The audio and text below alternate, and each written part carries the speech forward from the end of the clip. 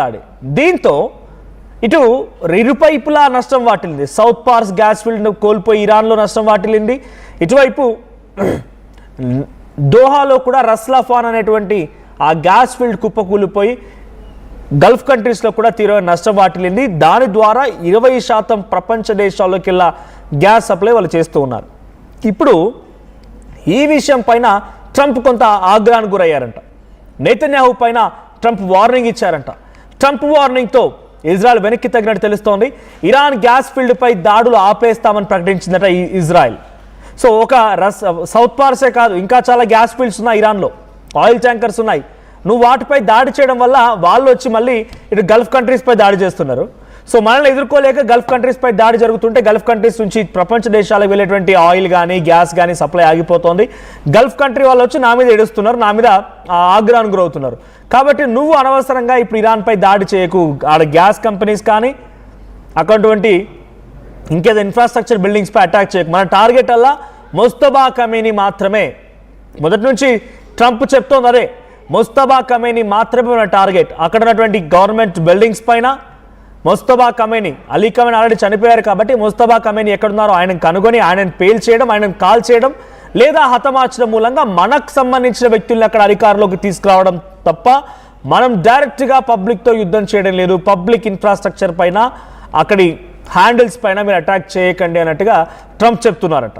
So అంతా అయ్యాక, జరగాల్సిన నష్టం జరిగిన తర్వాత, కోల్పోవాల్సిందంతా కోల్పోయిన తర్వాత ఇప్పుడు ట్రంప్ ఈ మాత్రమే వెనక్కి తగ్గడం గల కారణం ఏంటి? ఇప్పుడు నెతన్యాహుకైనా వార్నింగ్ ఇవ్వడం గల కారణం ఏంటి అని అంటే, ట్రంప్ వెనుకున్నాడనేటువంటి ధైర్యంతోనే ఇక్కడ గల్ఫ్ కంట్రీస్ అన్ని కూడా కొంత బిహేవ్ చేస్తున్నాయి. వెనుకున్నాడని ధైర్యం అనేం కాదు, బట్ కొంత మ్యూచువల్ రిలేషన్షిప్లో ఉన్నారు.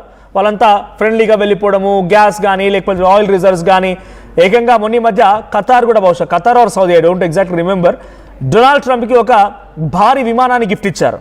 మరి ఆ స్థాయిలో రిలేషన్షిప్లో వెళ్తున్న వారు సడన్గా అమెరికా ఇజ్రాయెల్ కారణంగానే ఇరాన్ మాపై దాడి చేస్తున్నప్పుడు వాళ్ళు డెఫినెట్గా రిటిలియేషన్ చేస్తారు కదా, తిడతారు కదా, బెదిరిస్తారు కదా, అవమానిస్తారు కదా. సో ఇప్పుడు ఇవన్నీ కూడా ట్రంప్ ఎదురవుతున్నాయి. గల్ఫ్ కంట్రీస్ మొత్తం ఇప్పుడు ట్రంప్కి వార్నింగ్ ఇస్తున్నాయి. నువ్వు చేయడం మూలంగా అనవసరంగా మేము నష్టపోతున్నాం, మా బిల్డింగ్స్ కుప్పకూలిపోతున్నాయి, మా గ్యాస్ ఫీల్డ్స్ కుప్పకూలిపోతున్నాయి, మా ఆయిల్ ట్యాంకర్స్ కుప్పకూలిపోతున్నాయి, చాలా పెద్ద మొత్తంలో నష్టం వాటిల్లుతుంది మాకు నువ్వు చేయడం కారణంగానే, కేవలం బికాస్ ఆఫ్ యూ, నువ్వు చేసేటువంటి పని వల్లే మేమంతా ఇంత స్థాయి నష్టపోతున్నామని చెప్పి గల్ఫ్ కంట్రీస్ అని కూడా ట్రంప్ని ఒక్కసారిగా ఏకిపరేసరికల్లా ట్రంప్కి ఏం చేయాలో అర్థం కాలేదు. అందుకే ఇజ్రాయెల్కి చెప్తున్నాడు, సరే నేను జాడి చేయను డైరెక్ట్గా ఇరాన్ పైన డైరెక్ట్గా వెళ్ళి అక్కడ ఇన్ఫ్రాస్ట్రక్చర్ని దెబ్బతీయను, అక్కడ గ్యాస్ ఫీల్డ్స్ని కుప్పగూల్చను, అక్కడ ఉన్నటువంటి ఆయిల్ ట్యాంకర్స్ నేను పేల్చను. అలా జరిగితే రివర్స్లో వాళ్ళు ఏం చేస్తున్నారు? ఇరాన్ నుంచి ఖతార్ కానీ, కువైట్ కానీ, సౌదీ కానీ, యూఏఈ కానీ ఈ ప్రాంతాలపైన ఇరాన్ కూడా దాడి చేస్తోంది. సో మ్యూచువల్ నష్టం ఉంది. సో మ్యూచువల్గా నష్టపోతున్నారు. అటువైపు గల్ఫ్ కంట్రీస్ ట్రంప్ను బెదిరిస్తున్నాయి, నువ్వు చేయడం మూలంగానే మేము అంతా ఇలా అయిపోతున్నాం అని చెప్పి. గల్ఫ్ కంట్రీస్ డెఫినెట్గా ట్రంప్ కావాలి. అక్కడ ఉన్న ఫైనాన్షియల్ ఆస్పెక్ట్స్ కానీ, అక్కడ ఉన్నటువంటి అద్భుతమైన రిజర్వ్స్ కానీ, ఇవన్నిటితో ఆ మ్యూచువల్ సహకారం కావాలి ట్రంప్కి. సో కాబట్టి ఏం చేస్తున్నాడు ఇజ్రాయెల్, నువ్వు వాళ్ళ మీద దాడి చేయకు, నువ్వు ఇరాన్ పైన గ్యాస్ ఫీల్డ్స్ పైన పేల్చేస్తూ ఉంటే వాడు వచ్చి మళ్ళీ ఖతార్లో పేల్చేసిండు, నువ్వు వెళ్ళి ట్యాంకర్లో పేలుస్తుంటే వాడు వచ్చి మళ్ళీ దుబాయ్లో ఇంటర్నేషనల్ ఎయిర్పోర్ట్ని ధ్వంసం చేస్తున్నాడు, అటువైపు ఇంకో దగ్గర బగ్దాద్ ఎయిర్పోర్ట్లో ఇరాక్లో. సో ఇవన్నీ జరుగుతున్నాయి కాబట్టి ఒక సైలెంట్ అయిపోమని చెప్పి నెతన్యాహుకి వార్నింగ్ ఇచ్చారంట. సో రీసెంట్ టైమ్స్లో యుద్ధం పరిణామాలు జరుగుతున్న తరంలో ట్రంప్ మాట్లాడుకొచ్చారు. ఆయన ఏం మాట్లాడారో చూద్దాం. Coordinated, but yeah, I did. I told him don't do that, and he won't do that. We didn't discuss. You know, we do. We're independent. We get along great. It's coordinated, but on occasion he'll do something, and if I don't like it, and so we're not doing that anymore. Yeah, I did. Well, I'll say two things. Fact number one, Israel acted alone against the Slawia gas compound. Fact number two, President Trump asked us to hold off on future attacks, and we're holding out. Well, I'll say two things.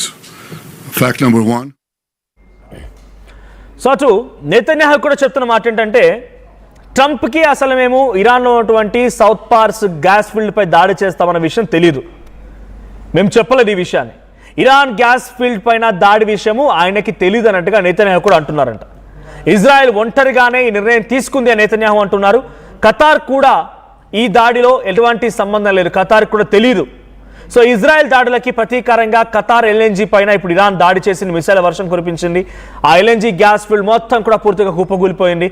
So మన భారతదేశం కూడా అదే LNG Qatar ఉన్నటువంటి రస్లాఫాన్ అనేటువంటి ఆ ప్రాంతం దగ్గర నుంచే అదే గ్యాస్ ఫీల్డ్ దగ్గర నుంచి మనం 27% ఇంపోర్ట్ చేసుకుంటున్నాం. మన భారతదేశానికి వచ్చేటువంటి 100%లో 27% మనం కేవలం ఆ రస్లాఫాన్ దగ్గర నుంచి తీసుకొస్తున్నాం. అంటే ఏ స్థాయిలో ప్రపంచ దేశాలు యుద్ధం కారణంగా ఇబ్బంది పడుతున్నా అర్థం చేసుకోండి.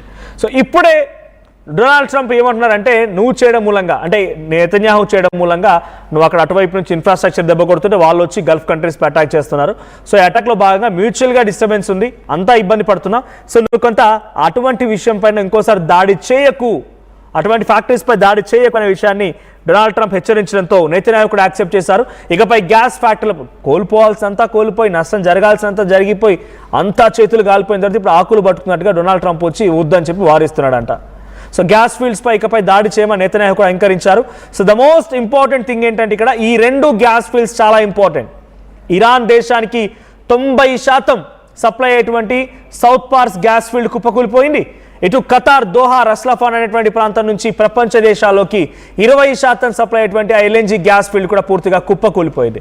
ఇప్పుడే అసలు ట్విస్ట్ నెలకొంది ఏంటంటే డొనాల్డ్ ట్రంప్ మ్యూచువల్గా డిస్టర్బెన్స్ ఉంది కాబట్టి మనం దాడి ఆపేయాలి అని చెప్పి అంటున్నాడు. కానీ జరగాల్సిన నష్టం జరిగిపోయింది. భారతదేశం కేవలం ఒక భారతదేశం మాత్రమే 27%గా ఖతార్ నుంచి తీసుకొస్తుంది. సో ఖతార్ ఎక్స్పోర్ట్ చేసే 100%లో 27% ఇండియాకే వస్తుంది. సో అటువైపు నుంచి చైనాకు వెళ్తుంది, జపాన్కి వెళ్తుంది, నార్త్ కొరియాకి వెళ్తుంది, రష్యాకు వెళ్తుంది. ఈ దేశాలు కూడా అక్కడ నుంచి సప్లై చేస్తూ ఉన్నాయి, అక్కడ నుంచి తీసుకుంటూ ఉన్నాయి. సో ప్రస్తుతం ఆ రస్లాఫాన్ అనేది పేలిపోవడంతో దోహా గల్ఫ్ కంట్రీస్ మొత్తం కూడా తీవ్ర ఆందోళన వ్యక్తం చేస్తున్నాయి. సో డొనాల్డ్ ట్రంప్కి కొంత హెచ్చరికలు జారీ చేసావన్నీ కూడా మీరు చేయడం మూలంగా అనవసరంగా మేము బిగ్గెస్ట్ లాస్ని ఎదుర్కొంటున్నామని చెప్పి వాళ్ళు వార్నింగ్ ఇవ్వడంతో ఆ వార్నింగ్ కాస్త డొనాల్డ్ ట్రంప్ నుంచి మళ్ళీ నెతన్యాహుకు వెళ్ళింది. ఇప్పుడు కొంత గ్యాస్ ఫీల్డ్స్ పైన మేము దాడి చేయమనేటువంటి ఒక మాట నెతన్యాహు చెప్పుకొచ్చారు. ఏదేం జరిగినా గ్యాస్ కొరత మాత్రం చాలా తీవ్రంగా ఏర్పడే అవకాశం ఉంది.